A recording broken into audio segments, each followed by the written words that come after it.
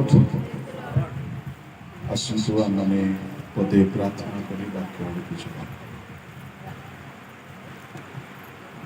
ସୈନ୍ୟାଧିପତି ମଙ୍ଗଳମୟ ଅତି ପବିତ୍ର ସ୍ୱର୍ଗୀୟ ପିତା, ଏହି ସନ୍ଧ୍ୟା ବେଳାରେ ଆଉ ଥରେ ଆମ୍ଭେମାନେ ତୁମ୍ଭ ନାମରେ ସମବେତ ହୋଇଅଛୁ।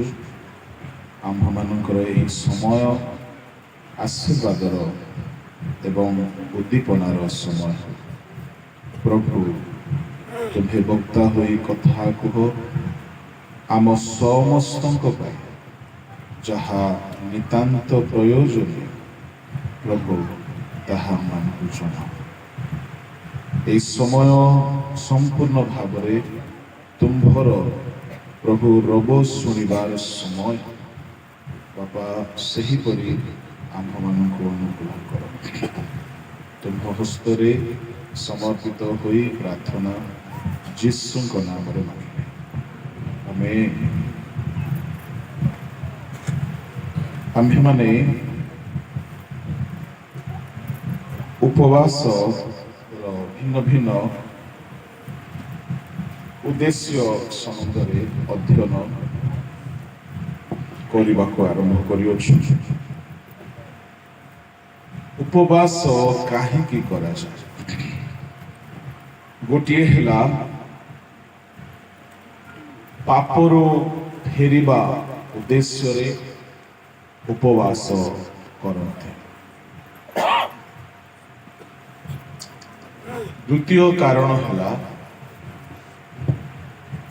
ଈଶ୍ୱରଙ୍କ ସେବା କାର୍ଯ୍ୟରେ ସଫଳ ହେବା ନିମନ୍ତେ ଉପବାସ।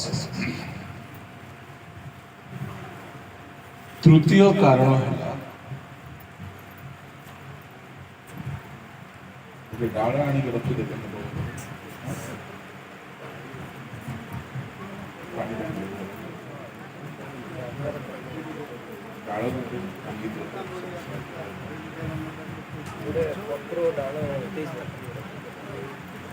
କିଏ ଜଣେ ଯାଅ ଡାଳ ଗୋଟେ ଆଣିକି ଏମାନେ ମଧ୍ୟ ବାକ୍ୟ ଶୁଣିବା ପାଇଁ ଆସିଛନ୍ତି।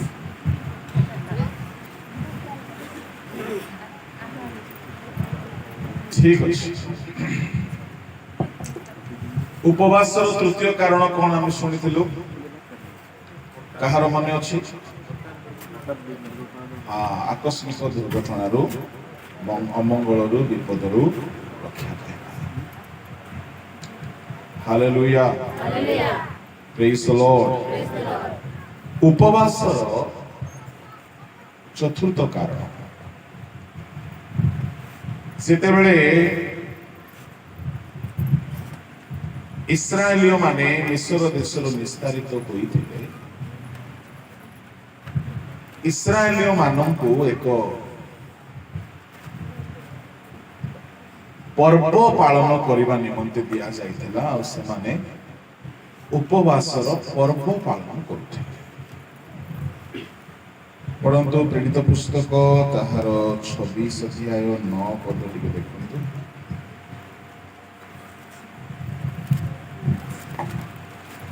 ନାଜରିତ ଯୀଶୁଙ୍କ ନାମ ବିରୁଦ୍ଧରେ ନା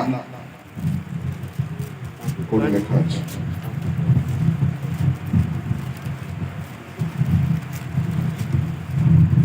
ସତେଇଶ ଅଧ୍ୟାୟ 27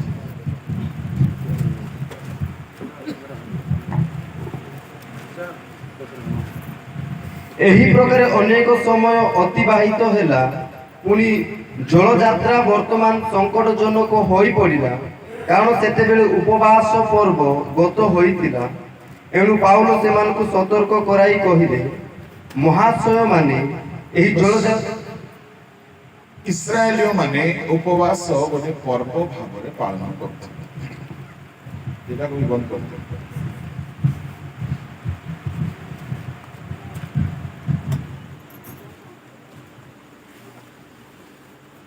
ହାଲେଲୁୟା, ହାଲେଲୁୟା।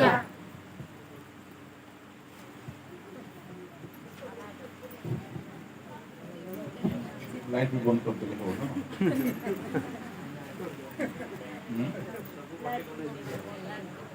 ଏଟା ସବୁ ଗୋଟେ କନେକ୍ସନ କି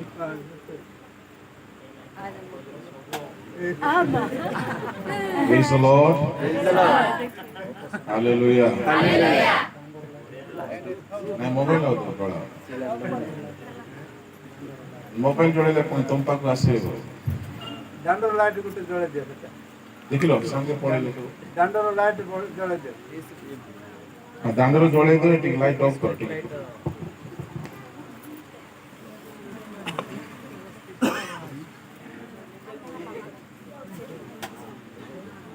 ହାଲେଲୁୟା ହାଲେଲୁୟା ଏଥର ହେଲା ଠିକ ଅଛି ଶୁଣୁଛନ୍ତି ଇସ୍ରାଏଲୀୟ ମାନେ ଉପବାସ କରିବାର ଚତୁର୍ଥ କାରଣ ଥିଲା ପର୍ବ ବର୍ଷରେ ସପ୍ତମ ମାସରେ ଦଶମ ଦିନରେ ସେମାନେ ଉପବାସର ପର୍ବ ପାଳନ କରୁଥିଲେ ଆଉ ସେମାନଙ୍କର ଉପବାସ ଥିଲା 12 ଘଣ୍ଟିଆ ଉପବାସ କେତେ ଘଣ୍ଟା ଏ 12 ଘଣ୍ଟାରେ ସେମାନେ ଛେପ ମଧ୍ୟ ଗିଳୁନଥିଲେ ଏମାନେ ଆପଣ ପ୍ରାଣକୁ କ୍ଲେଶ ଦଉଥିଲେ ଆଉ ସେ ପର୍ବରେ ସେମାନେ ଇସ୍ରାଏଲ ଦେଶରେ ସମସ୍ତଙ୍କର ପାପର ପ୍ରାୟଶ୍ଚିତ ନିମନ୍ତେ ବଳି ଉତ୍ସବ କରୁଥିଲେ ଲେବୀୟ 23 ଅଧ୍ୟାୟ ତାର 30-31 ପଦ ପଢନ୍ତୁ କେମିତି ପଢିବେ ନିଶ୍ଚିତ ପୁଣି ସେହି ଦିନ ଯେକୌଣସି ପ୍ରାଣୀ କୌଣସି ପ୍ରକାର କାର୍ଯ୍ୟ କରେ ସେହି ପ୍ରାଣୀକି ତାହାର ଲୋକମାନଙ୍କ ମଧ୍ୟରୁ ଆମ୍ଭେ ଉଚ୍ଛିନ୍ନ କରିବା ତୁମ୍ଭେମାନେ କୌଣସି ପ୍ରକାର କାର୍ଯ୍ୟ କରିବ ନାହିଁ 25 ରୁ ତୁମ୍ଭେମାନେ କୌଣସି ବ୍ୟବସାୟ କର୍ମ କରିବ ନାହିଁ ମାତ୍ର ସଦାପ୍ରଭୁଙ୍କ ଉଦ୍ଦେଶ୍ୟରେ ଅଗ୍ନିକୃତ ଉପହାର ଉତ୍ସର୍ଗ କରିବ ଆହୁରି ସଦାପ୍ରଭୁ ମୋଶାଙ୍କୁ କହିଲେ ସେହି ସପ୍ତମ ମାସର ଦଶମ ଦିନ ଅବଶ୍ୟ ପ୍ରାୟଶ୍ଚିତ୍ତର ଦିନ ହେବ ସେହି ଦିନ ତୁମମାନଙ୍କର ପବିତ୍ର ସଭା ହେବ ତୁମେମାନେ ଆପଣା ପ୍ରାଣକୁ କ୍ଲେଶ ଦେବ ପୁଣି ତୁମେମାନେ ସଦାପ୍ରଭୁଙ୍କ ଉଦ୍ଦେଶ୍ୟରେ ଅଗ୍ନିକୃତ ଉପହାର ଉତ୍ସର୍ଗ କରିବ ସେହି ଦିନ ତୁମେମାନେ କୌଣସି ପ୍ରକାର କାର୍ଯ୍ୟ କରିବ ନାହିଁ କାରଣ ତୁମମାନଙ୍କ ପରମେଶ୍ୱର ସଦାପ୍ରଭୁଙ୍କ ସମ୍ମୁଖରେ ତୁମମାନଙ୍କ ନିମନ୍ତେ ପ୍ରାୟଶ୍ଚିତ କରିବା ପାଇଁ ତାହା ପ୍ରାୟଶ୍ଚିତର ଦିନ ହେବ ସେହି ଦିନରେ ଯେ କେହି ଆପଣା ପ୍ରାଣକୁ କ୍ଲେଶ ଦେବ ନାହିଁ ସେ ଆପଣା ଲୋକମାନଙ୍କ ମଧ୍ୟରୁ ଉଚ୍ଛିନ୍ନ ହେବ ପୁଣି ସେହି ଦିନ ଯେକୌଣସି ପ୍ରାଣୀ କୌଣସି ପ୍ରକାର କାର୍ଯ୍ୟ କରେ ସେହି ପ୍ରାଣୀକି ତାହାର ଲୋକମାନଙ୍କ ମଧ୍ୟରୁ ଆମ୍ଭେ ଉଚ୍ଛିନ୍ନ କରିବା ତୁମେମାନେ କୌଣସି ପ୍ରକାର କାର୍ଯ୍ୟ କରିବ ନାହିଁ ଏହା ତୁମମାନଙ୍କର ସମୁଦାୟ ନିବାସୀ ସ୍ଥାନରେ ପୁରୁଷାନୁକ୍ରମେ ପାଳନୀୟ ଅନନ୍ତକାଳୀନ ବିଧି Praise the Lord. ପରମେଶ୍ୱର କହିଲେ ଯଦି କେହି ଉପବାସ କରିବ ନାହିଁ ତ ସେ ମଣ୍ଡଳୀ ମଧ୍ୟରୁ ଉଚ୍ଛିନ୍ନ ହେବ ସମାଜର ଅନ୍ତର ବୋଲି ଗୋଟେ କଥା ଅଛି ନାଇଁ କି ମଣ୍ଡଳୀ ଅନ୍ତର ସମାଜର ଅନ୍ତର ତେବେ ଇସ୍ରାଏଲୀୟ ମାନେ ବର୍ଷରେ ଥରେ ଗୋଟିଏ ଦିନ ସପ୍ତମ ମାସର ଦଶମ ଦିନରେ ଉପବାସ କରିବାକୁ ବାଧ୍ୟ ହେଉଥିଲେ ଏଇଟା ଗୋଟେ ପ୍ରକାର ଉପବାସ ଏହା ପ୍ରଭୁଙ୍କର ଆଦେଶ ଥିଲା এই ଉପବାସରେ ସେମାନେ ଉପବାସର ସହିତ ପର୍ବ ପାଳନ କରୁଥିଲେ ଏଥିରେ ସେମାନେ ଆପଣା ପ୍ରାଣକୁ କ୍ଲେଶ ଦଉଥିଲେ ବଳି ଉତ୍ସବ କରୁଥିଲେ ଅନ୍ନ ଜଳ କୌଣସି ସୁସ୍ୱାଦୁ ଖାଦ୍ୟ ବା ରସ বা জুস দ্রাক্ষা রস পান করতে এই পর্বরে সেমানে উপবাসর সহিত পালন করি আপনা দেশর প্রায়শ্চিত লোকমানଙ୍କର প্রায়শ্চিত উদ্দেশ্যরে সেমানে সমস্তে সমাগম তম্বুরে সমবেত করতে praise the lord hallelujah hallelujah তেবে এইটা হেলা গোটিয়ে প্রকারর উপবাস এই ଉପବାସରେ ଲୋକେ ଧାର୍ମିକ ଗଣିତ ହେଉଥିଲେ, ଈଶ୍ୱରଙ୍କ ନିକଟବର୍ତ୍ତୀ ହେଉଥିଲେ। ତାପରେ ପଞ୍ଚମ ଉପବାସ। କାଳକ୍ରମେ ଇସ୍ରାଏଲୀୟ ମାନେ ଭିନ୍ନ ଭିନ୍ନ ମାସରେ ଉପବାସ ଡିକ୍ଲେୟାର କରୁଥିଲେ। ଜିଖରୀୟ ଭାବବାଦୀଙ୍କ ପୁସ୍ତକ ବାହାର କରନ୍ତୁ। ବାହାର କଲେ ପଢନ୍ତୁ।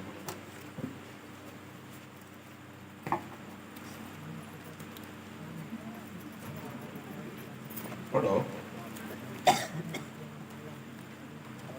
ଆଚ୍ଛା କହିବାକୁ ପଡିବ କି 8:19। ସୈନ୍ୟାଧିପତି ସଦାପ୍ରଭୁ ଏହି କଥା କହନ୍ତି, ଚତୁର୍ଥ ମାସର ଉପବାସ ଓ ପଞ୍ଚମ ମାସର ଉପବାସ ଓ ସପ୍ତମ ମାସର ଉପବାସ ଓ ଦଶମ ମାସର ଉପବାସ ଜିହୁଦା ବଂଶ ପ୍ରତି ଆନନ୍ଦ ଓ ଆହ୍ଲାଦଜନକ ଓ ଆମୋଦଜନକ ଉତ୍ସବ ହେବ। ଏଥିପାଇଁ ତୁମ୍ଭେମାନେ ସତ୍ୟ ଓ ଶାନ୍ତି ଭଲ ପାଅ।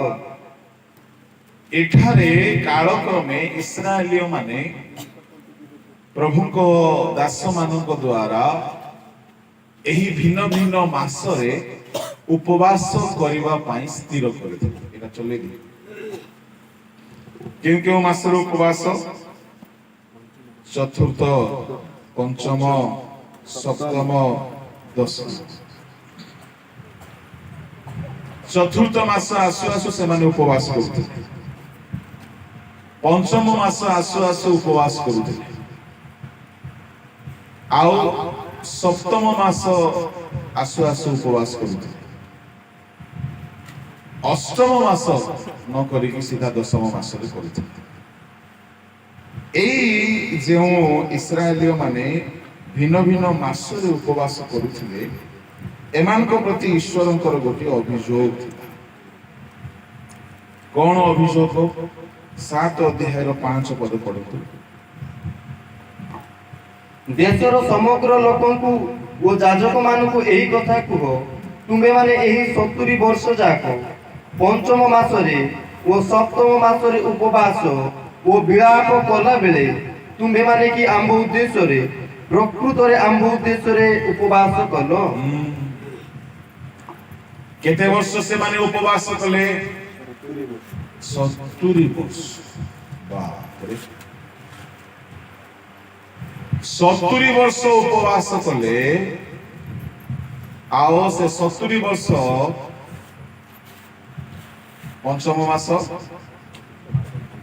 ଆଉ ସପ୍ତମ ମାସ। ଆଚ୍ଛା, କାହିଁକି 70 ବର୍ଷ ବୋଲି କୁହାଗଲା? କିଏ କହିବ? ଯିଏ କହିବ ତାହାକୁ ପ୍ରାଇଜ ପାଳକ ଆଜ୍ଞାମାନଙ୍କୁ ଛାଡ଼ିକି ପ୍ରାଇଜ ପାଣି ଆଜ୍ଞା ଦେବେ। କିଏ କହିବ? ପ୍ରାଇଜ ଦେବ। ପ୍ରାଇଜ 20 ଟଙ୍କା।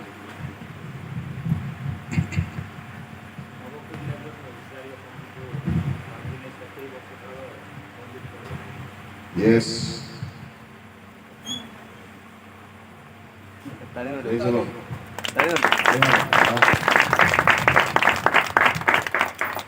ମୁଁ ବେଳେ ବେଳେ ପ୍ରାଇଜରେ ମୋର ଫୋନ ରଖିଦିଏ। ଆଜି ସେ ଭାବିଥିବ କାହିଁକି ଫୋନ ରଖିବନି। ତାମାନେ ଆଉ ସେମିତି ରିସ୍କ ରଖିବାର ନାହିଁ। କେତେବେଳେ ପଳେଇବ ଫୋନ ବିପଦ। 70 ବର୍ଷ ଏମାନେ ବାବିଲୋନ ଦେଶରେ ନିର୍ବାସିତ ହେଇକି ରହିଲେ। କିନ୍ତୁ ଏ 70 ବର୍ଷ ଯାକ ଏମାନେ ଉପବାସ ବନ୍ଦ କରିନାହାନ୍ତି ବୋଲି ଭାବି ଦେଖ ଏମାନେ କେତେ ରିଲିଜିୟସ୍। 70 ବର୍ଷ ଏମାନେ ସେ ଦେଶରେ ବସବାସ କଲେ କିନ୍ତୁ ମନ ପରିବର୍ତ୍ତନ କଲେ ନାହିଁ।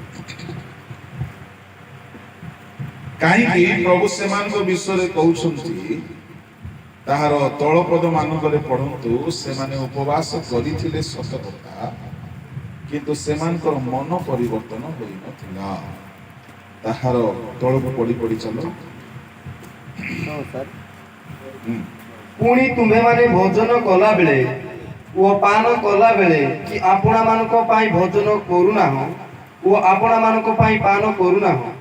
ଜେରୁସାଲେମ ଶତ ବିଶିଷ୍ଟ ଓ বস বিশিষ্ট ও সৌভাগ্য অবস্থারে ବାଇବଲକୁ ଲାଇଟ୍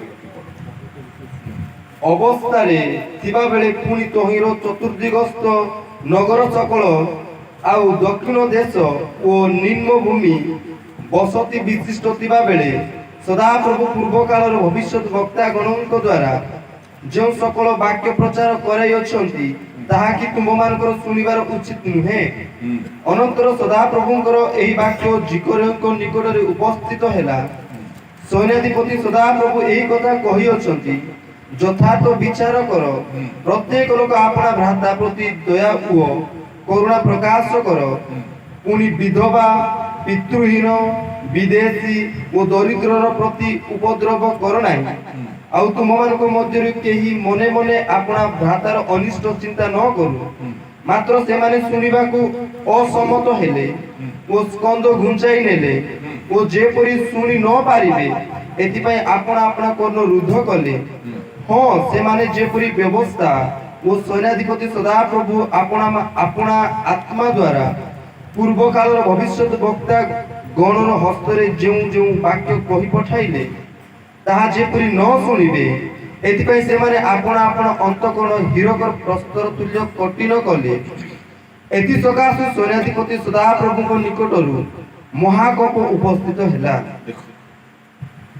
ଏମାନେ ବିଧବା, ପିତୃହୀନ, ବିଦେଶୀ, ଦରିଦ୍ର ପ୍ରତି ଉପଦ୍ରବ କରୁଥିଲେ ଆଉ ଭାଇମାନଙ୍କର ଅନିଷ୍ଟ ଚିନ୍ତା କରୁଥିଲେ।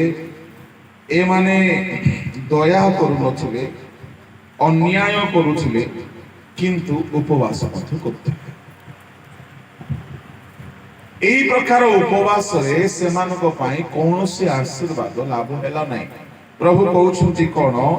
ଉପବାସ ସିନା କଲ, କିନ୍ତୁ ଲେଖା ଅଛି 11 ପଦ ଆଉ ଥରେ ପଢ। ମାତ୍ର ସେମାନେ ଶୁଣିବାକୁ ଅସମ୍ମତ ହେଲେ ଓ ସ୍କନ୍ଦ ଘୁଞ୍ଚାଇ ନେଲେ ଓ ଯେପରି ଶୁଣି ନ ପାରିବେ ଏଥିପାଇଁ ଆପଣା ଆପଣା କର୍ଣ୍ଣ ରୁଦ୍ଧ କଲେ। କାନ ବନ୍ଦ କରିଦେଲେ। ବାକ୍ୟ ପ୍ରଚାର ହେଲା ବେଳକୁ ଏମାନଙ୍କୁ ଆଉ ବାକ୍ୟ ଶୁଣିବାକୁ ଇଚ୍ଛା ନାହିଁ। କାହାର ବାକ୍ୟ? ଜିଖରୀୟ ଭାବବାଦୀଙ୍କ ବାକ୍ୟ, ଅନ୍ୟ ଭବିଷ୍ୟତ ବକ୍ତା ମାନଙ୍କର ବାକ୍ୟ। ଏମାନେ ଏଠାରେ ଆମେ ଦେଖିବାକୁ ପାଉ 7 ପଦରେ ଜେରୁସାଲେମ ବସତି ବିଶିଷ୍ଟ ଓ ସୌଭାଗ୍ୟ ଅବସ୍ଥାରେ ଥିବା ବେଳେ ତହିଁର ଚତୁର୍ଦିଗସ୍ଥ ନଗର ସକଳ ଦକ୍ଷିଣ ଦେଶ ନିମ୍ନ ଭୂମି ବସତି ବିଶିଷ୍ଟ ଥିବା ବେଳେ ସଦାପ୍ରଭୁ ପୂର୍ବ କାଳର ଭବିଷ୍ୟତ ବକ୍ତାଙ୍କ ମାନଙ୍କ ଦ୍ୱାରା ଯେ ସକଳ ବାକ୍ୟ ପ୍ରଚାର କରାଇଅଛନ୍ତି, ଭବିଷ୍ୟତ ବକ୍ତା ଗଣଙ୍କ ଦ୍ୱାରା ଯେ ସକଳ ବାକ୍ୟ ପ୍ରଚାର କରାଇଅଛନ୍ତି ତାହା କି ତୁମର ଶୁଣିବା ଉଚିତ ନୁହେଁ। ଭବିଷ୍ୟତ ବକ୍ତା କେଉଁ କେଉଁ ଭବିଷ୍ୟତ ବକ୍ତା? ସିରିମିୟ, ଜିହିଜିକଲ, ଦାନିଏଲ, ହୋସେୟ, ଜୋଏଲ। ଏମାନେ ସେହି ସମୟରେ ଜିଖରୀୟ, ହାଗୟ, ମଲାଖି ଗୋଟିଏ ସମୟର ଲୋକମାନେ। ଏମାନେ ଇସ୍ରାଏଲୀୟ ମାନଙ୍କୁ ଅନୁଯୋଗର କଥା କହିଲେ ହେଁ ଲୋକେ ଶୁଣୁ ନଥିଲେ। ଅନ୍ୟକୁ ଉପଦ୍ରବ କରିବା, ଅନ୍ୟକୁ ଲୁଣ୍ଠନ କରିବା, ଅନ୍ୟ ପ୍ରତି ଦୟା ନ କରିବା, ଅନ୍ୟର ଅନିଷ୍ଟ କରିବା, ଅନ୍ୟକୁ ଦୁଃଖ ଦେବା, ଏସବୁ କରୁଥିଲେ। କିନ୍ତୁ ଉପବାସ ଦିନ ଉପବାସ ବି କରୁଥିଲେ। କି ଲାଭ ହେବ ଆଜ୍ଞା ସେ ଉପବାସ?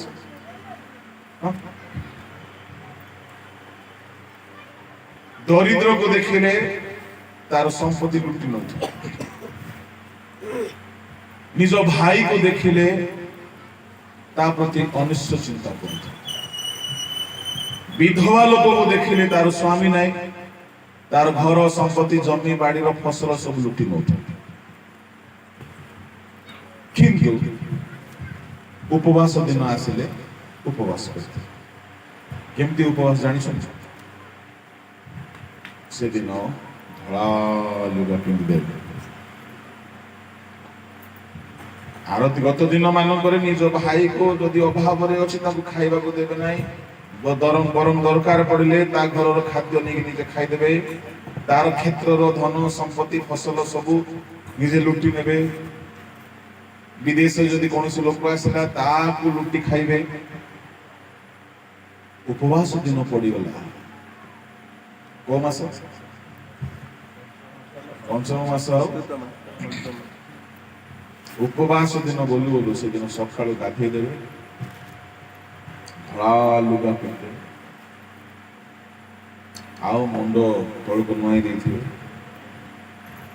ବଡ଼ ଭକ୍ତି ଭାବରେ ଆସି ଗିର୍ଜାରେ ବସିବେ। କି ଉପବାସ ଏଇଟା?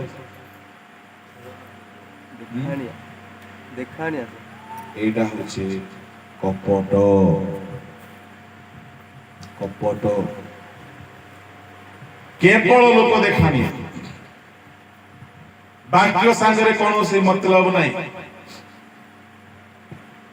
আজকালি অনেক এমিতি খ্রিস্টান মানে মধ্যে অছন্তি যোଉମାନେ কি উপবাস କରି ଦେଇଥିବେ ନାମକୁ ମାତ୍ର, ଆଉ ସ୍କୁଲ କଲେଜ ପଳେଇଥିବେ, ତାପରେ ସେଠି ମଧ୍ୟ ବୁଲିବେ, ଖେଳିବେ, ଜୁସ୍ ପିଇବେ, ହସ ମାତ ହେବେ, ମୋବାଇଲରେ ଖେଳ ଦେଖୁଥିବେ, ମୋବାଇଲରେ ସିନେମା ଦେଖୁଥିବେ, ତାପରେ ଶେଷରେ ସନ୍ଧ୍ୟାରେ ଖାଇଦେଇ ହାଇକି ଶୋଇପଡ଼ିବେ।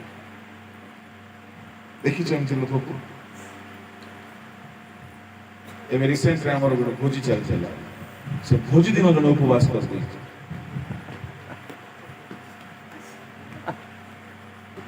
ସେ ଭୋଜି ଦିନ ଜଣେ ଉପବାସ ଅଛି, ତାକୁ ପଚାରିଲେ ବାବୁ ଉପବାସ କରାବ ନା? ହଁ।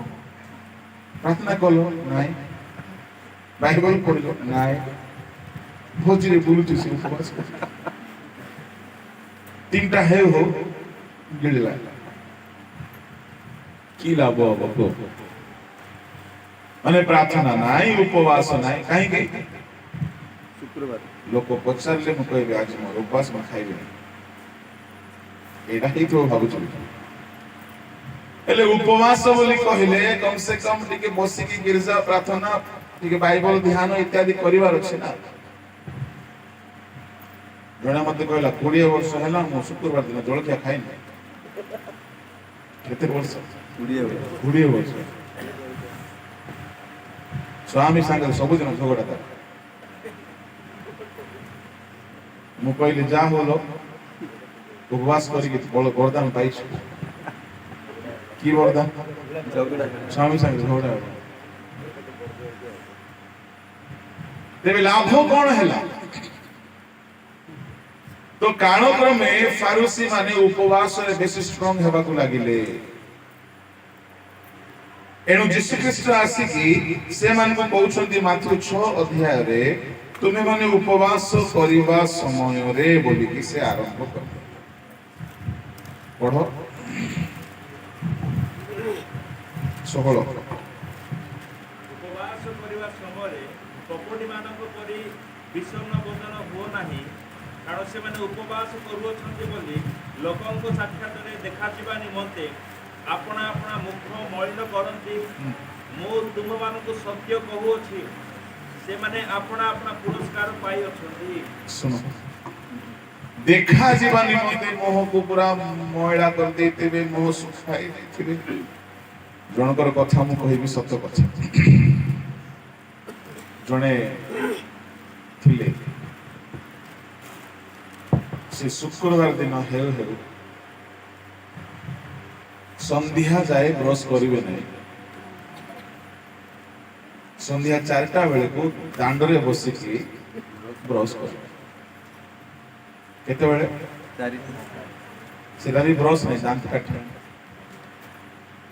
ହେଲେ ଗାଁରେ ମନେକର ଏଠି ଦାଣ୍ଡରେ ବସିକି ଜଣେ ଦାନ୍ତ କାଠି ଘଷିଲେ ଯିବା ଆସିବା ଲୋକ ପଚାରିବେ ନାହିଁ କି କଣ ହେଲା ଭାଉଜ, କଣ ହେଲା ନାନୀ, କଣ ହେଲା ମାଉସୀ, ଆଜି ଏବେ ବ୍ରଶ କରୁଛ ବୋଲେ ସେ କଣ କହିବ? ଉପାସ କରା।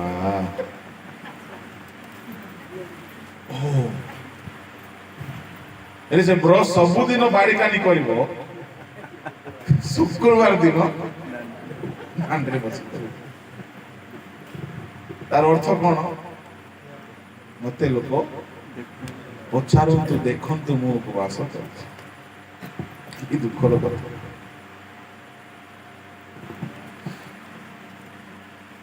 ଆମେ ଦେଖାଣିଆ ଉପବାସ ନ କରୁ, ହେଲେ ଏବେ କେହି କିଏ ଭାବୁଥିବେ ଆଜିର ଉପବାସ ତ ବେକାର ହେଇଗଲା। ତାହେଲେ କଣ ନାଇଁ? বেকার হয়ে গেল না? হ্যাঁ বলছো ଶୁଣ ଉପବାସ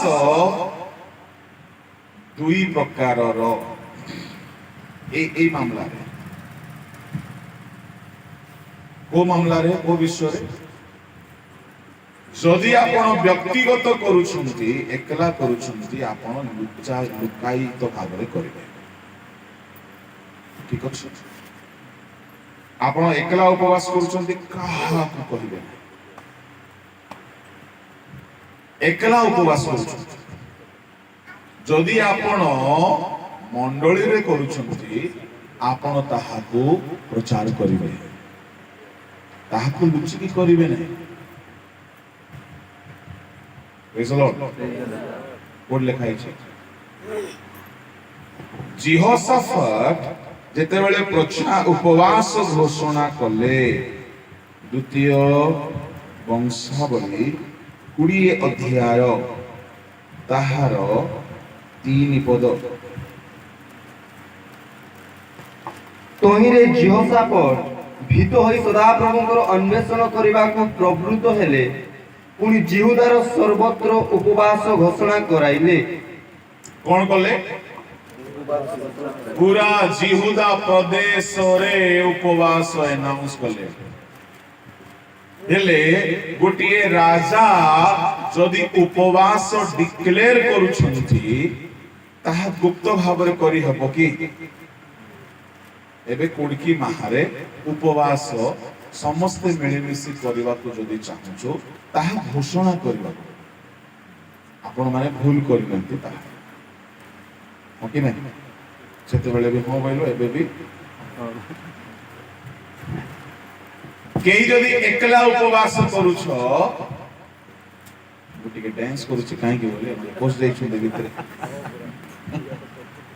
ଭିତରେ ପଶିକି ସେମାନେ ଚୁମା ଦଉଛନ୍ତି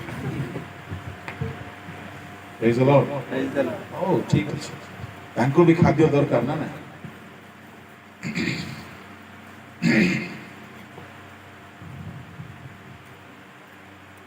ବୋଲୋ ୟୀଶୁ ମसीह की ଜୟ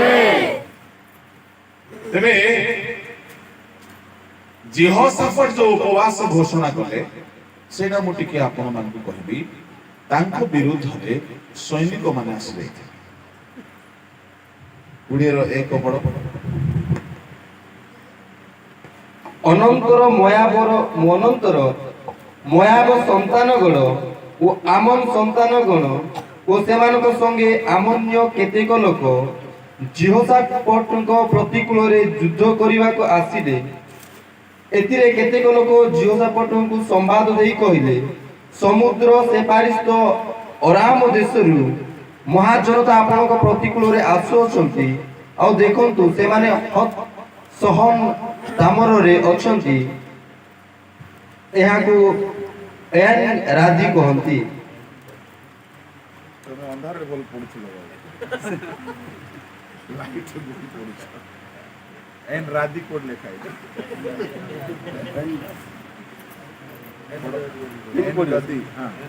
ତହିଁରେ ଜିହୋଶାଫାଟ ଭୀତ ହୋଇ ସଦାପ୍ରଭୁଙ୍କର ଅନ୍ୱେଷଣ କରିବାକୁ ପ୍ରବୃତ୍ତ ହେଲେ ପୁଣି ଜିହୁଦାର ସର୍ବତ୍ର ଉପବାସ ଘୋଷଣା କରାଇଲେ ପ୍ରେଜ୍ ଦ ଲର୍ଡ ହାଲେଲୁୟା ପୁରା ଦେଶରେ ଉପବାସ ଡିକ୍ଲେୟାର କଲେ ଏ ରାଜା ମୋର ଗୋଟେ ଫେଭରେଟ ରାଜା ଅଟନ୍ତି କେଉଁ ରାଜା ଜିହୋଶାଫାଟ ଏମିତି କେହି କରିନାହାନ୍ତି ପୁରା ଦେଶରେ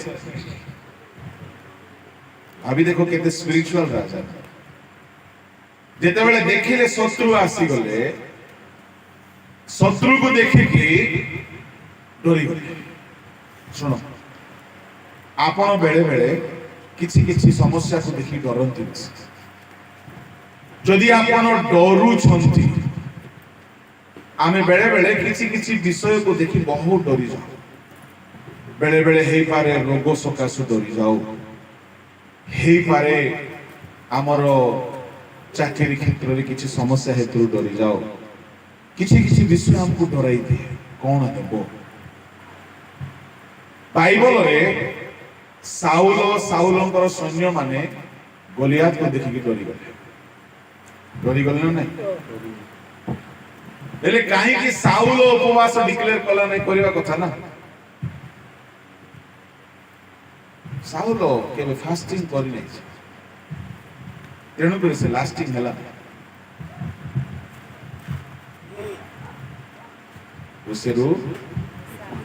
ଉସେରୁ ମା ନିକି ମଞ୍ଜି ମା। Praise the Lord. Hallelujah. Saul କେବେ ହେଲେ ଫାଷ୍ଟିଂ କରି ନାହିଁ, ତେଣୁକରି ଲାଷ୍ଟିଂ ହେଇ ନାହିଁ। ଯେହୋଶାଫାଟ ବି ଶତ୍ରୁକୁ ଦେଖିଲା, ସାଉଲ ବି ଶତ୍ରୁକୁ ଦେଖିଲା। ସାଉଲ ଦେଖିକି ଡରି କରି ଖାଲି ଚିନ୍ତାରେ ଅଛି, ଆଉ କଣ ଏଡେ ବୋକା ଲୋକଟା, ମୋ ଝିଅକୁ ବାହା କରିଦେବି, ଯିଏ ତାକୁ ମାରିବ। ସେ ଝିଅ ଯଦି ଆଜିକାଲି ଝିଅ ହେଇଥାନ୍ତା, ବାପା କୋଉ ଗୋଟେ ଗୁଣ୍ଡା ଯଦି ମାରିଦେଲେ ଗୁଣ୍ଡାକୁ ବାହା ହେବି କହିଥାନ୍ତା। ମାନେ କେଡେ ସାଂସାରିକ ଲୋକ ଦେଖ, ଯଦି କେହି ଗଲିଆକୁ ମାରିବ ମୋର ଝିଅକୁ ବାହା କରିବ, ମାନେ ସେ ଝିଅ ଯାଇକି ହଇରାଣ ହଉ, ମୁଇଁ ଆରାମରେ ଥିବି, ପୁଣି ବହୁତ ଧନ ଦେବି, ସମ୍ପତ୍ତି ଦେବି, ଏ ଦେବି, ସିଏ ଦେବି। ଯେହୋଶାଫାଟକୁ ଦେଖ, ଯେହୋଶାଫାଟ ଯେତେବେଳେ ଶତ୍ରୁ ମାନଙ୍କୁ ଦେଖିଲା, ଅନ୍ୟ ସାଧାରଣ ରାଜା ମାନଙ୍କ ପରି ସେ ହେଲା ନାହିଁ। ରାଜା ମାନେ ସାଧାରଣତଃ ଦୁଇ ଗୋଟି କାମ କରନ୍ତି। କଣ?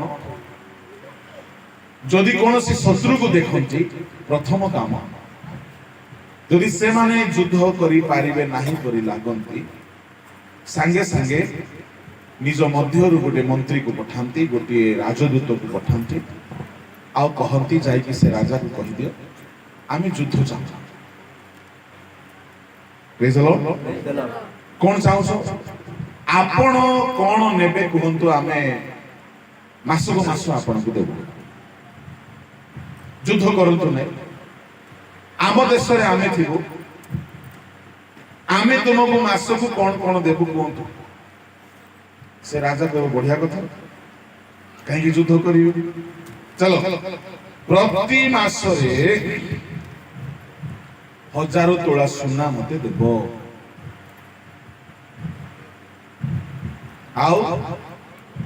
ଆଉ କିଛି କିଛି ସେ କହିବ। ସେ ଦୂତ ଆସିକି, ରାଜଦୂତ ଆସି କହିବେ ମହାରାଜ ଆମର ଶତ୍ରୁ ଏହା ଏହା କହିଲେ, ଠିକ ଅଛି ଦେଇଦବା, ଆମକୁ ଯୁଦ୍ଧ ଦରକାର। ତା ମାନେ ଗୋଟେ ମିଳିତ ହେଇକି ସନ୍ଧି ପ୍ରାର୍ଥନା କରିକି ଶାନ୍ତିରେ ରହିବା ପାଇଁ ଚେଷ୍ଟା କରେ। ଯେହୋଶୁଆ ତାହା କଲା। କାହିଁକି ମୋ ଦେଶରେ ସେତିକି ନାହିଁ, ମୁଁ ଯଦି ସେ ତାକୁ କହିବି ଆପଣ ଆକ୍ରମଣ କରନ୍ତୁ ନାହିଁ, ଆମେ ଯାହା ଚାହିଁଲେ ତାହା ଦେଇଦେବୁ, ଯେହୋଶୁଆ ତାହା ବି କଲା। ବେଳେ ବେଳେ କେହି ସେମିତି କରନ୍ତି। କଣ? ମନେକର ରୋଗ ହେଇଗଲା, ଆଉ ଯାହା ଔଷଧ ଖାଇବାଟା ମୁଁ ଖାଉଥିବି, ଯାହା କଷ୍ଟ ହେଲେ ସହୁଥିବି ବୋଲି ସେ ରୋଗ ସହିତ ଗୋଟେ ଏଗ୍ରିମେଣ୍ଟ କଲା ପରେ ତାହା ସହିତ ହିଁ ବଞ୍ଚିବା ପାଇଁ ମନ ବନେଇ ଦିଅନ୍ତି। ମନେକର ଗୋଟେ ବିଜନେସ ରେ ବା ଚାକିରିରେ ବା ଫ୍ୟାମିଲିରେ ବା ଚର୍ଚ୍ଚରେ କୌଣସି ସମସ୍ୟା ହେଇଗଲା, ଠିକ ଅଛି ଏ ସମସ୍ୟା ଥିବ, ବଞ୍ଚିବା ପରିବାର ଯାହା ବି ହେବ ହେବ ବୋଲି ମନ ବନେଇ ଦିଅନ୍ତି। ମୁଁ କହିବା ପାଇଁ ଚାହେଁ, ଆପଣ ମାନେ ସେ ସମସ୍ୟା ସହିତ ଆଡଜଷ୍ଟ ହେଇକି, ତାକୁ ସହିକି, ତାହା ଜୀବନରେ ସବୁବେଳେ ପାଇଁ ଭୋଗିକି, କଷ୍ଟ ଭୋଗିକି ଚାଲିବା ପାଇଁ ମନ ବନେଇବେ। ସନ୍ଧି ପ୍ରାର୍ଥନା କରିବେ। ରାଜା ମାନେ ସାଧାରଣତଃ ଡରିଗଲା ପରେ ସନ୍ଧି ପ୍ରାର୍ଥନା କରନ୍ତି, ନଚେତ ଯୁଦ୍ଧ କରନ୍ତି। କିନ୍ତୁ ଯେହୋଶାଫାଟ ନା ଯୁଦ୍ଧ କଲେ ନା ସନ୍ଧି ପ୍ରାର୍ଥନା କଲେ, ଯେହୋଶାଫାଟ ଉପବାସ କଲେ। Praise the Lord. Hallelujah. ଯେହୋଶାଫାଟ ଉପବାସ କଲେ, ତାଙ୍କ ଦେଶର ଲୋକମାନେ ବି ତାଙ୍କୁ ହସିଥିବେ ବୋଧେ। ଆରେ ମିଶ୍ର ଦେଶର ସାହାଯ୍ୟ ମାଗ ବା ପଡୋଶୀ ଦେଶକୁ ସାହାଯ୍ୟ ମାଗ। ଆପଣ ଜାଣିଛନ୍ତି ଆମ ଭାରତ ବହୁତ ଋଣରେ ଅଛି। ପଡ଼ୋଶୀ ଦେଶ ମାନଙ୍କ ଠାରୁ ଋଣ ମାଗି ମାଗି ମାଗି ପୁରା ଋଣରେ ଦବି ଯାଇଛି ଭାରତ, ଏତେ ଋଣୀ ହେଇଯାଇଛି। ତ ଦେଶ ନିବାସୀ ମାନେ ବେଳେ ବେଳେ ସମସ୍ୟା ପଡ଼ିଲା ବେଳକୁ ପଡ଼ୋଶୀ ଦେଶକୁ ଋଣ ମାଗନ୍ତି। ଜିହୋଶାଫାଟ କାହାକୁ ସାହାଯ୍ୟ ମାଗିଲେ ନାହିଁ? କାହିଁକି ସାହାଯ୍ୟ ମାଗିଲେ ନାହିଁ? ଶୁଣ, ମୁଁ ବି ଆପଣ ମାନଙ୍କୁ କହିବି, ଆପଣ ମାନେ ଅଭାବରେ ପଡ଼ିଲା ବେଳେ କାହାରି ସାହାଯ୍ୟ ମାଗନ୍ତୁ ନାହିଁ। ସେଇଟା ପରେ ପରେ ଅଭ୍ୟାସ ହେଇଯିବ। ଆପଣ ମାନେ ଛୋଟ ଛୋଟ ବିଷୟରେ ଆପଣ ଅନ୍ୟର ସାହାଯ୍ୟ ମାଗିବେ, ଋଣ ମାଗିବେ, ଆପଣଙ୍କର ସେ ଅଭ୍ୟାସଟା ଖରାପ ହେଇଯିବ। ଦ୍ୱିତୀୟ ରାଜାବଳୀ 20 ଅଧ୍ୟାୟ 18 ଅଧ୍ୟାୟ ଟିକେ ଦେଖିଦିଏ। କୋଉ ଅଧ୍ୟାୟ? 18 ଅଧ୍ୟାୟ 21 ପଦ। ଦେଖ, ତୁମେ ଏହି ଛେଚା ନଳର ଯଷ୍ଟି ରୂପେ ମିଶ୍ର ଉପରେ ନିର୍ଭର କରୁଅଛ, ମାତ୍ର କେହି ତହି ଉପରେ ଆଉ ଝିଲେ ଆଉ ଜିଲେ ମରଲେ ଏକା ସାଙ୍ଗରେ ପଡ। ଆଉ ଝିଲେ ହଁ। ତାହାର ହାତରେ ପଶି ପୋଡ଼ି ପକାଇବ। ଯେଉଁମାନେ ମିଶ୍ର ରାଜା ଫାରୋ ଉପରେ ନିର୍ଭର ରଖନ୍ତି, ସେ ସମସ୍ତଙ୍କ ପ୍ରତି ସେ ତ ଏହି ପ୍ରକାର। ଲୋକମାନେ ସାଧାରଣତଃ ମିଶ୍ର ଉପରେ ଭରସା କରୁଛନ୍ତି, କିନ୍ତୁ ପ୍ରଭୁ କହୁଛନ୍ତି ମିଶ୍ର ଉପରେ ଭରସା କର ନାହିଁ। ସାହାଯ୍ୟ କରିବ, ପରେ ସେ ପୋଡ଼ି ପକାଇବ। ମଣିଷର ଯଦି ଆପଣ ସାହାଯ୍ୟ ମାଗିଥିବେ ନା, ପରେ ସେ ସାହାଯ୍ୟ କରିଥିବା କଥା ଦୁନିଆ ଜାଗାରେ କହି ବସିବ। ଆରେ ଆମେ ପରା ଜିହୋଶୁଆକୁ ସାହାଯ୍ୟ କରୁଛୁ, ଆରେ ଆମେ ତାକୁ ପରା ମଣିଷ କରୁଛୁ। କାହାରି ସାହାଯ୍ୟ ମାଗ ନାହିଁ, ପ୍ରଭୁଙ୍କର ସାହାଯ୍ୟ ମାଗ। ନିଜେ ଚେଷ୍ଟାରେ ଠିଆ। ମଣିଷ ସବୁବେଳେ ନିଜ ବଳରେ, ନିଜ ଗୋଡ଼ରେ, ନିଜ ଚେଷ୍ଟାରେ ମଣିଷ ହେବା ପାଇଁ ଚେଷ୍ଟା କରିବା ଦରକାର। ଅନ୍ୟ ଉପରେ ସବୁବେଳେ ଡିପେଣ୍ଡେଣ୍ଟ ହୁଅନ୍ତୁ ନାହିଁ, ସେମାନେ ଅଭିଶପ୍ତ ଅଟନ୍ତି। ଜିହୋଶାଫାଟ ଚାହିଁଥିଲେ ମିଶ୍ର ରାଜାଙ୍କୁ କହିଥାନ୍ତା ମତେ ସାହାଯ୍ୟ କର, ଚାହିଁଥିଲେ ଶତ୍ରୁମାନଙ୍କ ସହିତ ସନ୍ଧି କରିପାରିଥାନ୍ତା, କିନ୍ତୁ ସେ ମଣିଷକୁ ଭରସା କଲା ନାହିଁ, ଶତ୍ରୁର ଅଧୀନରେ ରହିବାକୁ ଚାହିଁଲା ନାହିଁ। ସେ ଗୋଟିଏ ନୂଆ ଚେଷ୍ଟା କଲା। ବାଇବଲର କୌଣସି ରାଜା କରିନାହାନ୍ତି ସେ ଉପବାସ ଡିକ୍ଲେୟାର କଲା। ପୁରା ଦେଶର ଲୋକ ଉପବାସ କଲେ। ଯେତେବେଳେ ପୁରା ଦେଶର ଲୋକ ଜେରୁସାଲେମରେ ଏକ ହେଲେ, ପଢନ୍ତୁ, ଏଇଟା ବହୁତ ବଡ କଷ୍ଟ ବିଷୟ ଥିଲା। 4 ପଦ ପଢନ୍ତୁ। ସେ ଉଚ୍ଚସ୍ଥଳୀ ସବୁ ଦୂର କରିଦେଲେ ଦ୍ୱିତୀୟ ବଂଶାବଳୀ 20:4। ଆଉ ଜିହୁଦାର ଲୋକମାନେ ସଦାପ୍ରଭୁଙ୍କ ସାହାଯ୍ୟ ମାଗିବା ପାଇଁ ଆପଣାମାନଙ୍କୁ ଏକତ୍ର କଲେ। ସଦାପ୍ରଭୁଙ୍କର ଅନ୍ୱେଷଣ କରିବାକୁ ଜିହୁଦାର ସମୁଦାୟ ନଗରରୁ ଲୋକମାନେ ଆସିଲେ। ଦେଖନ୍ତୁ, ସମୁଦାୟ ନଗରରୁ ଲୋକମାନେ ଆସିଲେ, ଆଉ ଗୋଟିଏ ଜାଗାରେ ରୁଣ୍ଡ ହେଲେ, ଏକତ୍ର ହେଲେ। ସମୁଦାୟ ନଗରରୁ ଆସିଲେ। କେତେ ବଢିଆ କଥା। ହଉ, ସମସ୍ତେ ଆସିକି 5 ପଦ କଣ ହେଇଛି ପଢନ୍ତୁ। ଆଉ ଜିହୋଶାଫାଟ ନୂତନ ପ୍ରାଙ୍ଗଣ ସମ୍ମୁଖସ୍ଥ ସଦାପ୍ରଭୁ ଗୃହରେ ଜିହୁଦାର ଓ ଜେରୁସାଲେମର ସମାଜ ମଧ୍ୟରେ ଠିଆ ହେଲେ। ଆଉ ସେ କହିଲେ, ହେ ସଦାପ୍ରଭୁ, ଆମ୍ଭମାନଙ୍କ ପିତୃପୁରୁଷ ପ୍ରାର୍ଥନା ଷ୍ଟାର୍ଟ।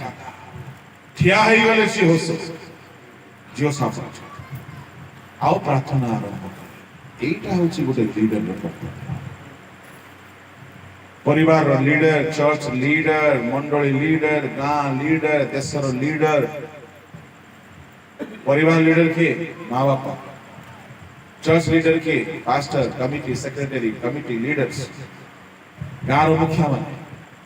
ଗାଁରେ ବିପଦ ପଡ଼ିଲା, ଘରେ ବିପଦ ପଡ଼ିଲା, ଚର୍ଚ୍ଚରେ ବିପଦ ପଡ଼ିଲା, ଉପବାସ ଡିକ୍ଲେୟାର କରିବେ। ସମସ୍ତେ ସମାଜରେ ଜମା ହେଲେ। ଜିହୋଶାଫାଟ ଠିଆ ହେଇକି ପ୍ରାର୍ଥନା ଆରମ୍ଭ କଲେ। କଣ ପ୍ରାର୍ଥନା କରୁଛନ୍ତି? ପଢି ଚାଲ। ଆଉ ସେ କହିଲେ, ହେ ସଦାପ୍ରଭୁ, ଆମ୍ଭମାନଙ୍କ ପିତୃପୁରୁଷ ଗଣର ପରମେଶ୍ୱର, ତୁମ୍ଭେ କଣ ସ୍ୱର୍ଗସ୍ଥ ପରମେଶ୍ୱର ନୁହଁ? ତୁମେ କ'ଣ ଗୋଷ୍ଠୀମାନଙ୍କ ସମୁଦାୟ ରାଜ୍ୟର କର୍ତ୍ତା ନୁହଁ? ପୁଣି ତୁମ ହସ୍ତରେ ଶକ୍ତି ଓ ପରାକ୍ରମ ଅଛି, ଏଣୁ ତୁମର ପ୍ରତିବାଧା କରିବାକୁ କେହି ସମର୍ଥ ନୁହେଁ। ଦେଖନ୍ତୁ ୟାର ପ୍ରାର୍ଥନାରେ ପ୍ରଥମ ଶବ୍ଦ ସେ କ'ଣ କହୁଛି? ତୁମର ଶକ୍ତି ଅଛି। ଜିହୋଶୁଆ ଉପବାସ କରିକି ପ୍ରାର୍ଥନାରେ କ'ଣ କହୁଛି? ପ୍ରଭୁ ତୁମ ହସ୍ତରେ ଶକ୍ତି ଓ ପରାକ୍ରମ ଅଛି। ଏଠାରେ ଜିହୋଶୁଆ ପାପ ସ୍ୱୀକାର କରୁନାହିଁ, ଏଠାରେ ଜିହୋଶୁଆ ବିଶ୍ୱାସ କରୁଛି। ଜିହୋଶୁଆ ବିଶ୍ୱାସ କରୁଛି କ'ଣ ବୋଲି? Lord you are powerful. ତୁମେ ଶକ୍ତିମାନ ଈଶ୍ୱର ଅଟ, ତୁମେ ପରାକ୍ରମୀ ଈଶ୍ୱର ଅଟ। ଏହା ଆମେ ଜାଣୁ, ତୁମର ବିରୋଧ କରିବା ପାଇଁ କେହି ସମର୍ଥ ନୁହେଁ। 7 ହେ ଆମମାନଙ୍କର ପରମେଶ୍ୱର, ତୁମେ କ'ଣ ଆପଣ ଲୋକ ଇସ୍ରାଏଲ ସମ୍ମୁଖରୁ ଏହି ଦେଶ ନିବାସୀମାନଙ୍କୁ ତୋଡ଼ି ଦେଇ ଅନନ୍ତ କାଳ ନିମନ୍ତେ ଆପଣ ମିତ୍ର ଅବ୍ରାହମ ବଂଶକୁ ତାହା ଦେଇନାହଁ? ଆଉ ସେମାନେ ତହିଁରେ ବାସ କରି ତନ୍ମଧ୍ୟରେ ତୁମ୍ଭ ନାମ ନିମନ୍ତେ ଏକ ଧର୍ମଧାମ ନିର୍ମାଣ କରି କହିଅଛନ୍ତି। ଯେବେ ଆମମାନଙ୍କ ପ୍ରତି ଅମଙ୍ଗଳ, ଖଡ୍ଗ, ଦଣ୍ଡ କି ମହାମାରୀ କି ଦୁର୍ଭିକ୍ଷ ଉପସ୍ଥିତ ହେବ, ତେବେ ଆମ୍ଭେମାନେ ଏହି ଗୃହ ସମ୍ମୁଖରେ ଓ ତୁମ୍ଭ ସମ୍ମୁଖରେ ଠିଆ ହେବୁ, କାରଣ ତୁମ୍ଭ ନାମ ଏହି ଗୃହରେ ଅଛି। ଆଉ ଆମ୍ଭେମାନେ ଆପଣା ସଙ୍କଟ କାଳରେ ତୁମ୍ଭ ନିକଟରେ ପ୍ରାର୍ଥନା କରିବୁ, ତହିଁରେ ତୁମ୍ଭେ ଶୁଣି ଉଦ୍ଧାର କରିବ। ଏବେ ଆମନର ଓ ମୟାବର ଓ ସେଇର ପାର୍ବତ୍ୟ ସନ୍ତାନଗୁଡ଼ିକୁ ଦେଖ। ଇସ୍ରାଏଲ ମିଶ୍ର ଦେଶରୁ ବାହାର ହୋଇ ଆସିବା ବେଳେ ଏହି ଲୋକମାନଙ୍କୁ ଆକ୍ରମଣ କରିବା ପାଇଁ ତୁମ୍ଭେ ସେମାନଙ୍କୁ ଦେଇନାହଁ, ମାତ୍ର ସେମାନେ ଏହି ଲୋକମାନଙ୍କ ନିକଟକୁ ଅନ୍ୟ ପଥରେ ଯାଇ ଏମାନଙ୍କୁ ବିନାଶ କଲେ ନାହିଁ। ଦେଖ, ଏମାନେ ଆମ୍ଭମାନଙ୍କ ଗର୍ଭାର୍ଥେ ଦତ୍ତ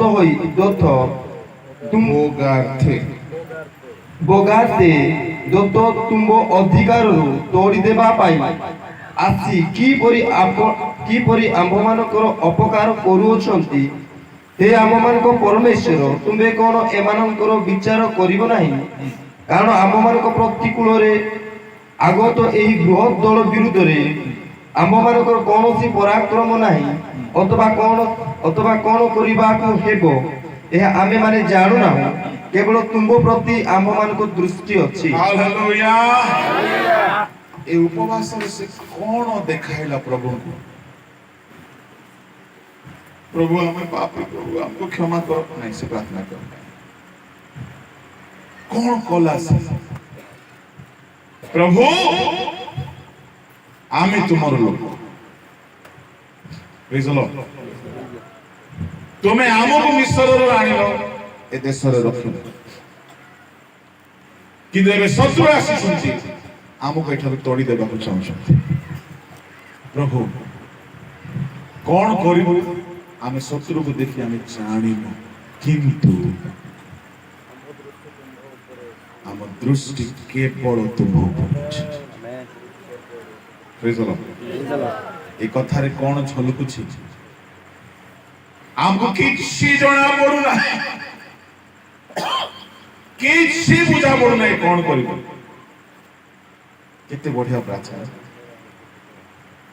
ବେଳେ ବେଳେ ଆପଣ ମାନଙ୍କୁ ମଧ୍ୟ ଏମିତି ଲାଗିବ, ମତେ କିଛି ଆଇଡିଆ ହେଉନାହିଁ, ମତେ ବୁଝା ପଡୁନାହିଁ, ମୁଁ କ'ଣ କରିବି। ବେଳେ ବେଳେ ଏମିତି ଲାଗେ, ଚାକିରି ନେଇ, ପରିବାର ନେଇ, ସେବା ନେଇ, ସ୍ୱାସ୍ଥ୍ୟ ନେଇ ଲାଗିବ, କିଛି ବୁଝା ପଡୁନି, ମୁଁ କ'ଣ କରିବି। ଏଠାରେ କହୁଛନ୍ତି ସେ କ'ଣ କରିବାକୁ ହେବ ଆମେ ଜାଣୁ। ଯୁଦ୍ଧ କରିବୁ ନା ଯାଇକି ମିଳିତ ହେଇଯିବୁ, ନା ଉପବାସ କରିକି ଖାଲି ଭୋକରେ ରହିବୁ, ନା ଶତ୍ରୁର ଅଧୀନ ହେଇଯିବୁ, ନା ପଡ଼ୋଶୀ ରାଜ୍ୟର ସାହାଯ୍ୟ ମାଗିବୁ, କ'ଣ କରିବୁ ଆମକୁ ଆଇଡିଆ ଆସୁଛି। ବେଳେ ବେଳେ ଲାଇଫରେ ଆପଣ ମାନଙ୍କୁ ମଧ୍ୟ ଏମିତି ପରିସ୍ଥିତି ଆସିବ, କ'ଣ କରିବା କିଛି ବୁଝା ପଡୁନାହିଁ। ଶୁଣନ୍ତୁ, ଯଦି କିଛି ବୁଝା ପଡୁନାହିଁ ତ ସେ ପରିସ୍ଥିତିରେ ଉପବାସ କର। Where there is no way, there is a way in fasting and prayer. Praise the Lord. ମୋ ଲାଇଫରେ ମୁଁ ସେଇଆ କରେ। ଯଦି ମତେ କିଛି ବୁଝା ପଡ଼ିଲା ନାହିଁ, କାହାକୁ କୁହେ ନାହିଁ, ପ୍ରଭୁଙ୍କ ପାଖରେ ଏକଲା ଉପବାସରେ ବସିଯାଏ। ପ୍ରଭୁ ମୋ ହାତରେ ନାହିଁ, ମତେ ବୁଝା ପଡୁନାହିଁ, ମତେ କିଛି ଉପାୟ ଦିଶୁନାହିଁ, ମୁଁ ନିରୁପାୟ ନିଃସହାୟ, କିନ୍ତୁ ଆମର ଦୃଷ୍ଟି ତୁମ ଉପରେ ଅଛି। Praise the Lord. Hallelujah. ସଦା ପ୍ରଭୁଙ୍କ ଉପରେ ଦୃଷ୍ଟି ରଖ। ଦାସ କର୍ତ୍ତାର ହସ୍ତକୁ ଯେମିତି ଅନାଇଥାଏ, ପ୍ରଭୁଙ୍କ ଆଡକୁ ଅନାଇଥାଏ, କେବଳ ପ୍ରଭୁଙ୍କ ଆଡକୁ। ବେଳେ ବେଳେ ଏମିତି ପରିସ୍ଥିତି ଆସିଯିବ, ଡକ୍ଟର ବି କହିବେ ଆମ ଦ୍ୱାରା ହେବ ନାହିଁ। ବେଳେ ବେଳେ ଏମିତି ପରିସ୍ଥିତି ଆସିଯିବ, ନିଜ ଘର ଲୋକମାନେ ବି ଛାଡ଼ିଦେବେ। ଆପଣଙ୍କୁ ଲାଗିବ କିଛି ଉପାୟ ନାହିଁ। ମୁଁ କହିବି କିଛି ଉପାୟ ଥାଉ ନଥାଉ, ପ୍ରଭୁଙ୍କ ଠାରେ ଭରସା ରଖ। ଯେହୋଶାଫାତ କହିଦେଲେ, ପ୍ରଭୁ କଣ କରିବାକୁ ହେବ ଆମେ ଜାଣିନ, କିନ୍ତୁ ଆମର ଦୃଷ୍ଟି ତୁମ ଉପରେ ଅଛି। Praise the Lord. କେବଳ ଏ ଶବ୍ଦ ମତେ ବହୁତ ବଢିଆ ଲାଗିଲା। କେବଳ ତୁମ୍ଭ ପ୍ରତି ଆମ ମାନଙ୍କ କେବଳ ଡକ୍ଟର ଉପରେ, ନା ଓକିଲ ଉପରେ, ନା ଥାନା ଉପରେ, ନା ମେଡିସିନ ଉପରେ, ପଇସା ଉପରେ, ନା ଚାକିରି ଉପରେ, ନା ବଳ ଉପରେ ନାହିଁ, କେବଳ ତୁମ। ଦେଶରେ ସୈନିକ ଅଛନ୍ତି, ଖଡଗ ବର୍ଷା ଅଛି, କିନ୍ତୁ ଆମର ଭରସା କେବଳ ତୁମ, କେବଳ ତୁମ ଉପରେ। ହାଲେଲୁୟା। ଏତିକି ପ୍ରାର୍ଥନା ସେ କରିଛି। ଏ ପ୍ରାର୍ଥନା ପ୍ରଭୁଙ୍କୁ ବହୁତ ଭଲ ଲାଗିଲା, ଯେ ସଦା ପ୍ରଭୁଙ୍କ ଉପରେ ଭରସା ରଖେ, ଯେ ପ୍ରଭୁଙ୍କ ଉପରେ ବିଶ୍ୱାସ କରେ। ଯେହୋଶାଫାତ କଣ କଣ କଲେ ମାନେ, ଯେହୋଶାଫାତ ପ୍ରଭୁଙ୍କ ଉପରେ ଆଉଜି ପଡ଼ିଲେ, ତାଙ୍କ ଉପରେ ବିଶ୍ୱାସ କଲେ, ପ୍ରାର୍ଥନା କଲେ, ଉପବାସ କଲେ।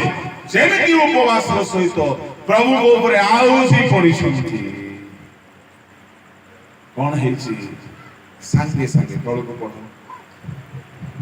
ଏଥିରେ ସମଗ୍ର ଜିହୁଦା ଆପଣମାନଙ୍କ ଶିଶୁ, ଭାର୍ଯ୍ୟା ଓ ସନ୍ତାନ ସନ୍ତତି ସହିତ ସଦାପ୍ରଭୁଙ୍କ ସମ୍ମୁଖରେ ଠିଆ ହେଲେ। ତେବେ ସମାଜ ମଧ୍ୟରେ ଆସବ ବଂଶଜାତ ମତନିୟର ବୃଦ୍ଧ ପ୍ରପୌତ୍ର, ଜିଓଏଲର ପ୍ରପୌତ୍ର, ବନାଇଲର ପୌତ୍ର, ଜିକରିର ପୁତ୍ର ଯହସିଏଲର ନାମକ ଏକ ଲେବୀୟ ଲୋକ ଉପରେ ସଦାପ୍ରଭୁଙ୍କ ଆତ୍ମା ଅଧିଷ୍ଠିତ ହେଲେ। ହାଲେଲୁୟା। ପ୍ରେଜ୍ ଦ ଲର୍ଡ। ଆସଫ କିଏ? ଆସଫ ହଉଛି ଯେମିତି ଆମର ଅମିତ ପାଣି ଆଜ୍ଞା। ଆସଫ ଗୋଟିଏ ଗାୟକ। ପ୍ରେଜ୍ ଦ ଲର୍ଡ। ହାଲେଲୁୟା। ଆଜ୍ଞା ଆମର ଓଡ଼ିଶାର ଆସଫ। ଆସଫ ଦାଉଦଙ୍କ ସମୟର ଲୋକ। ହେଲେ ଆସଫଙ୍କ ବଂଶରେ, ଆସଫର ବଂଶରେ ମତନିୟର ବୃଦ୍ଧ ପ୍ରପୌତ୍ର, ଜିଓଏଲର ପ୍ରପୌତ୍ର, ବନାୟର ପୌତ୍ର, ଜିଖରିୟର ପୁତ୍ର ଯହସିଏଲ ନାମକ ଏକ ଲେବୀୟ ଲୋକ ଉପରେ ଆତ୍ମା ଅଧିଷ୍ଠାନ କଲେ। ସମସ୍ତେ ଉପବାସରେ ଅଛନ୍ତି, ଶତ୍ରୁ ସିଆଡେ ଠିଆ ହେଇଛନ୍ତି, ଜଣଙ୍କ ଉପରେ ଆତ୍ମା ଅଧିଷ୍ଠାନ କଲେ। ଯେମିତି ଆତ୍ମା ଅଧିଷ୍ଠାନ କଲେ, ଯେହୋଶାଫାତଙ୍କ ପ୍ରାର୍ଥନା ସରିଛି, ପବିତ୍ର ଆତ୍ମା ଅଧିଷ୍ଠାନ କଲେ। ଅଧିଷ୍ଠାନ କରିକି ପ୍ରଭୁ କଣ କହୁଛନ୍ତି ତଳକୁ ପଡ।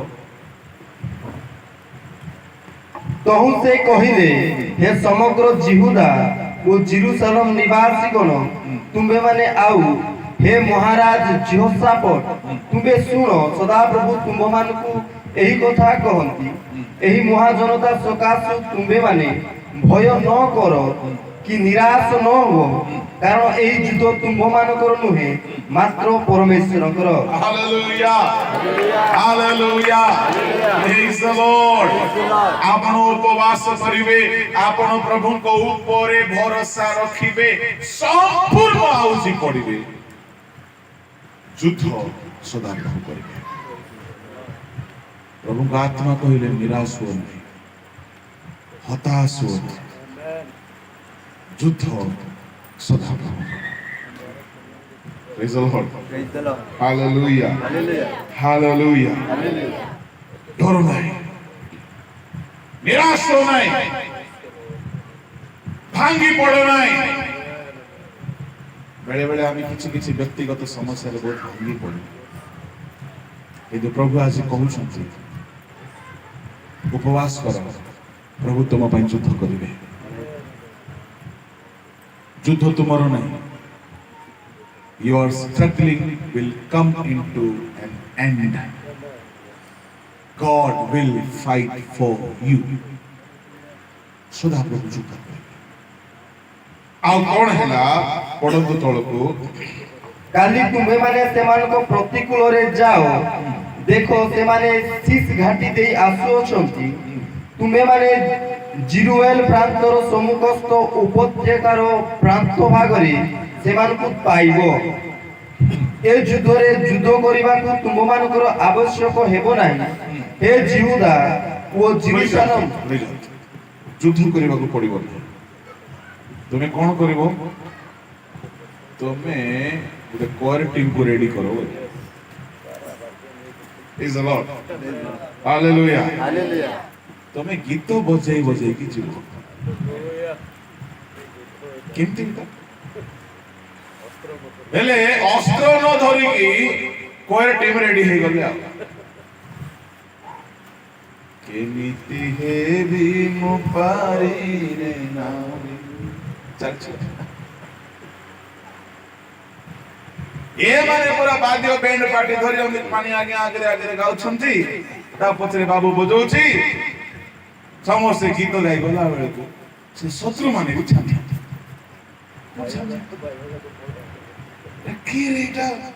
Band party. Praise the Lord. ଶୁଣ, ଆର୍ମି ସୈନିକ ମାନଙ୍କୁ ନା ଗୀତ ବୋଲି ବଡ ପସନ୍ଦ। କାହିଁକି ତାଙ୍କୁ ଗୀତ ଶୁଣିବାକୁ ମିଳେ ନାହିଁ। ସିଆରପିଏଫ ଆର୍ମି ବାଲା ଗୀତ ବଡ ପସନ୍ଦ। ହଁ, ତାଙ୍କୁ ଗୀତ ବହୁତ ପସନ୍ଦ। ଥରେ କଣ ହେଲା, ଆମେ କୋଟପାଡରୁ ଫେରିଲା ବେଳକୁ ଗୋଟେ ଆର୍ମି ବଗିରେ ଆମର କୋର ଟିମ୍ ପଶି ଯାଇଛୁ। ସେ ଆର୍ମି ବାଲା ଦେଖିଲେ, ଆରେ ମଜା आ गया, गाना गाओ। ଆମେ ଖ୍ରୀଷ୍ଟିଆନ ଗୀତ ଗାଇଲେ ମଧ୍ୟ ନାଚି ପକଉଛୁ। ହେଲେ ଏଇ ଯେତେବେଳେ କୋର ଟିମ୍ ଗୀତ ଗାଇ ବଜେଇ ଯାଉଛନ୍ତି, ସେ ଶତ୍ରୁ ମାନଙ୍କର ସୈନିକ ମାନେ ତାଙ୍କୁ ଦେଖିକି ଖୁସି ହେଇକି ନାଚିଥିବେ। ସେତିକି ବେଳକୁ ସଦାପ୍ରଭୁ କହିଲେ, ଏପଟୁ ଯାଇକି ସେମାନଙ୍କୁ ଆକ୍ରମଣ କର।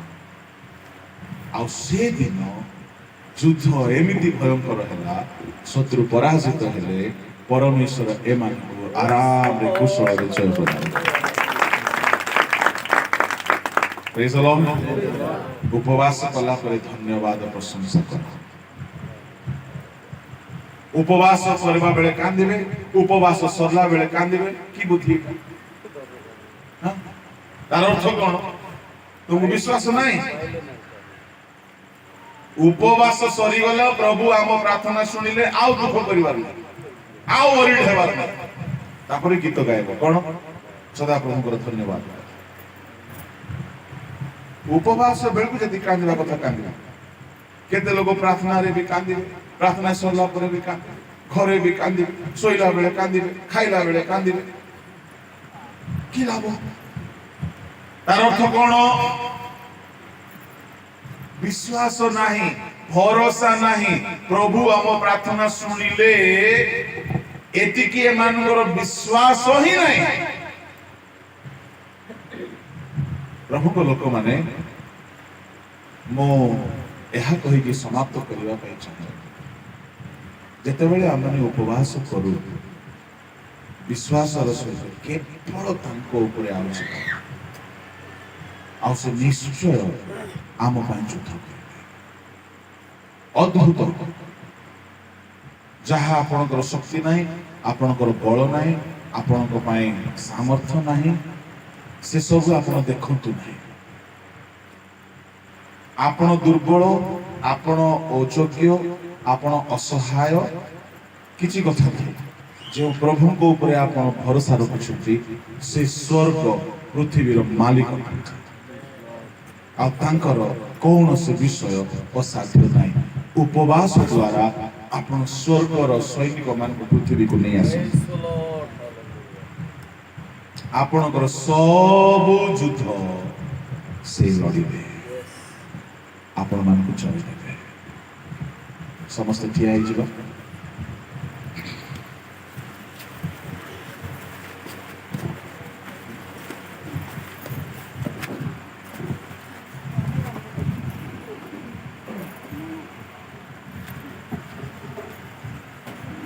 ଆସନ୍ତୁ ଆଜିର ବାକ୍ୟ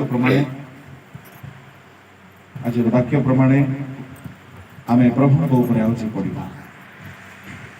ଛୋଟ ଗୋଟେ ଗୀତ ଦ୍ୱାରା ଆମେ ସମର୍ପିତ ହେବା। ଆମେ ପ୍ରଭୁଙ୍କ ଉପରେ ଦୃଷ୍ଟି ରଖିବା। এই ଗୃହର ସମସ୍ୟା ହେଉ, ମଣ୍ଡଳୀର ସମସ୍ୟା ହେଉ, ଗ୍ରାମର ସମସ୍ୟା ହେଉ, ଆମେ ତାଙ୍କ ଆଡ଼କୁ ଯଦି ଅନାଇବା ସେ ଆମକୁ ଲଜ୍ଜିତ ହେବାକୁ ଦେବେ। ଆସନ୍ତୁ ଚକ୍ଷୁ ବନ୍ଦ କରି ଆପଣଙ୍କର ଉପବାସ ବ୍ୟର୍ଥ ନ ହେଉ। ଯଦି ଉପବାସ କରି ଈଶ୍ୱରକୁ କଷ୍ଟ ଦେଇଛନ୍ତି, ଆପଣ ପ୍ରାର୍ଥନା କରିଛନ୍ତି, ବିଶ୍ୱାସ କରିଛନ୍ତି, ଏବେ ତାଙ୍କ ଉପରେ ଆଉଜି ପଡ଼ନ୍ତୁ। ସେ ନିଶ୍ଚୟ ଆମ ନିମନ୍ତେ ଯୁଦ୍ଧ କରିବେ। ଆଉ ସେ ଯଦି ଯୁଦ୍ଧ କରିବେ ଆମର ସଂଘର୍ଷ, ଆମର ସମସ୍ୟାର ସମାପ୍ତି ହେବ ଆଉ ଆମମାନେ ବିଶ୍ରାମ ପାଇବା। ପାଣି ବାବୁ ଗୋଟେ ଛୋଟ ଗୀତଟିଏ ଆମକୁ ପଠାଇ ନେବେ। এই ଗୀତଟି ହେଲା ବେଳେ କିଏ କାହାରିକ ନାମ ସମର୍ପିତ ହେଇଯାଏ। प्रभु परमेश्वर तू कितना भला है, तेरी भलाई सदा आती है। प्रभु परमेश्वर तू कितना भला है, तेरी भलाई सदा आती है। मेरा दिल तुझे धन्यवाद कहता, मेरा प्राण तुझे स्तुति देता। मेरा दिल तुझे धन्यवाद देता, मेरा प्राण तुझे स्तुति देता। प्रभु परमेश्वर तू कितना भला है, तेरी भलाई सदा आती है।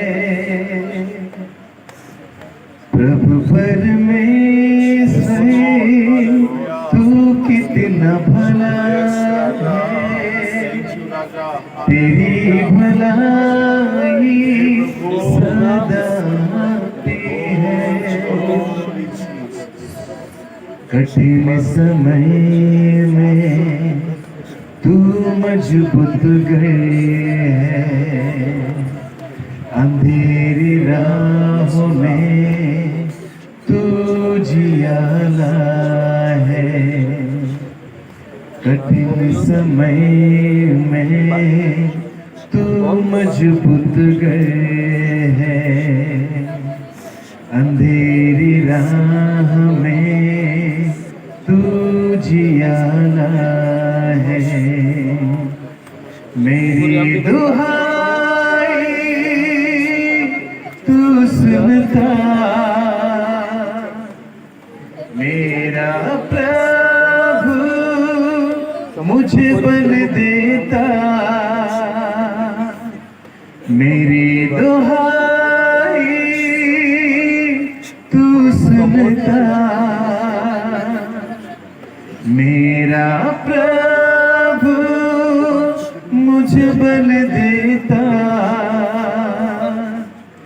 मेरा प्राण तुझे स्तुति देता।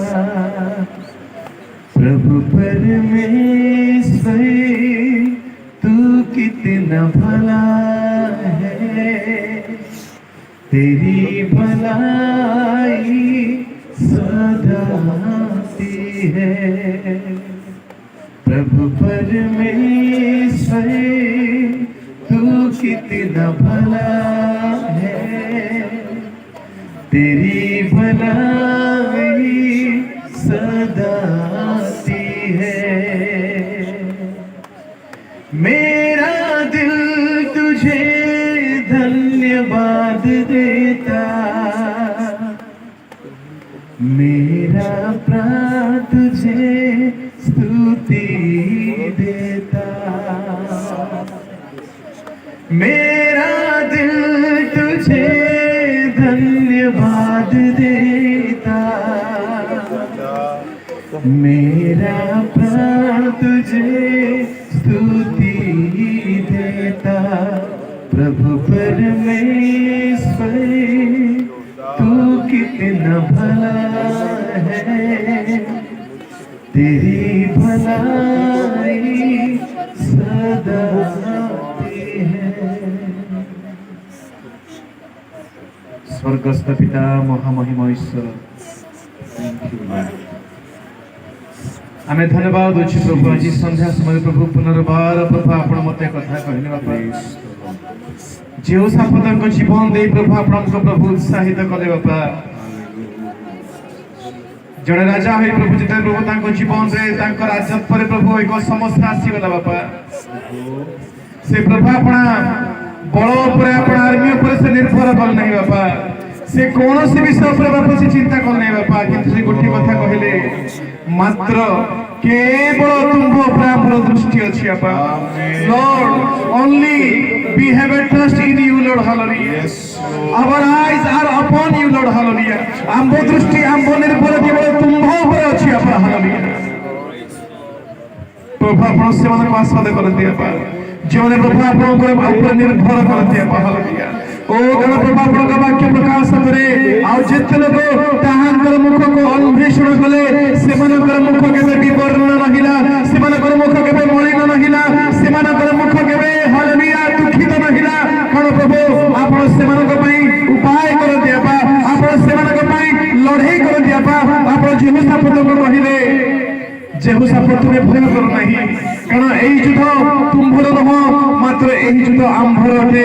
कारण प्रभु आ तुमे देखिलो जे जेहोशाफात प्रभु कंप्लीटली प्रभु संपूर्ण रूप से से कहिले केवल तुम ऊपर हम दृष्टि अछि बापा। हमें प्रार्थना करूछु अन्न आमे निवेदन करूछु बापा, आमे प्रभु एक मिलित मन मिलित भाବରେ प्रभु ओ प्रभु आमे कथा स्वीकार करूछु बापा। Lord this is what we want to declare प्रभु।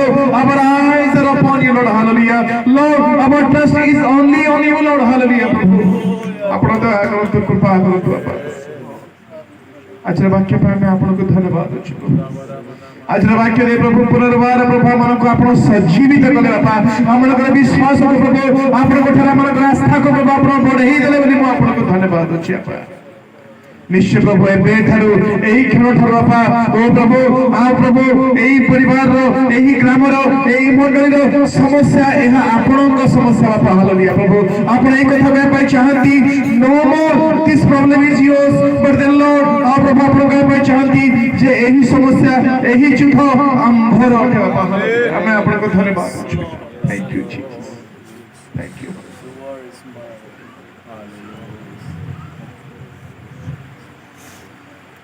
स्वर्गीय पिता आमान दृष्टि केवल तुम ऊपर अछि प्रभु। एई ग्राम रे परिवार मानकरे जो विपद ऊपर विपद फेरी पड़ अछि प्रभु।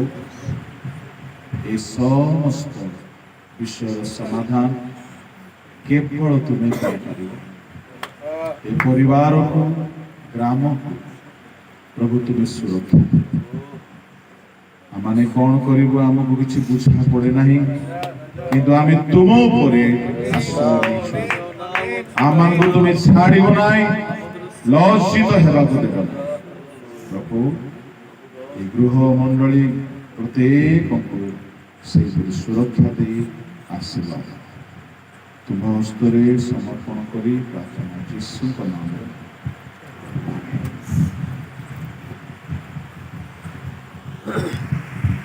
Praise the Lord. Hallelujah.